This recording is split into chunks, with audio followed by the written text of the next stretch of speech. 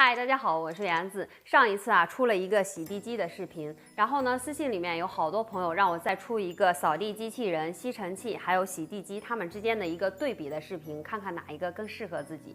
所以呢，今天我就把这3种清洁工具放到一块来做一个详细的对比，希望对你们有用。我们先从这个洗地机开始吧。这个之前我也给大家介绍过，像面粉、饼干碎、酱油，基本上一次就可以给它吸干净，吸力特别大。我觉得这个非常适合像我家这样有娃或者养宠物的朋友。平常宝宝吃饭会弄得大米粒子或者汤汤水水的满地都是，用扫把或者是吸尘器都没法用。之前呢，我都是用抹布或者是湿巾去擦掉，特别的麻烦。这个洗脱一体机可以轻松的把地上的饭渣或者汤汤水水的吸干净。完全不用再蹲地上用抹布去擦了，特别的省时省力。还有它的这个边角清洁能力也特别强，像墙角边缝隙里的脏污灰尘它都可以吸得特别干净。底部还有这个 UV 灯，也就是紫外线杀菌，据说这个可以对地面进一步的清洁。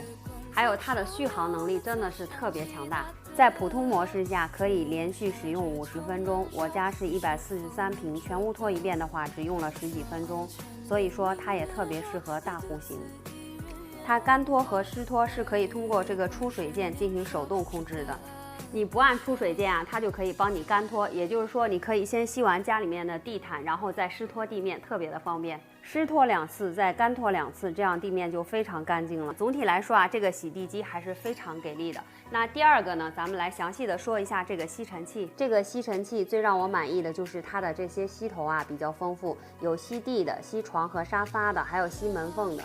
我最喜欢也是最经常用的就是它的这个除螨的吸头，它不仅可以用来吸床上的螨虫皮屑也可以用它来吸沙发上的灰尘还有毛发，真的特别好用。像吸地的这个吸头我一般是很少用的，因为它只能吸干的垃圾，像湿的垃圾它明确规定是不可以吸的。3个模式，一个是持久，一个是强劲，还有一个超强。在持久模式下也是可以用个30-40分钟，也是够用的。最后一个就是这个扫地机器人了，我觉得它特别适合上班族或者是特别懒的人，你可以通过这个 APP 远程操控。我觉得它最好用的地方就是可以清扫床底下、沙发底下，就是平时你够不到的地方，它可以帮你打扫得干干净净。这个扫地机器人它只适合浅打扫，如果你要进行深度清洁的话，它是不行的。你比如说地面上时间比较久的污渍它是很难帮你扫干净的。它只能呢帮你把地面上的一层灰尘还有垃圾给它清扫干净。好了，这3个清洁工具的特点我都已经展示过了，你们可以根据自己的需求来入手。当然如果条件允许的话，这3个都可以抱回家，因为它们完全不冲突。其实说实话，我们家虽然有这3个，但还差一个蒸汽拖把，等我慢慢挑吧。那今天就分享到这里吧，拜拜。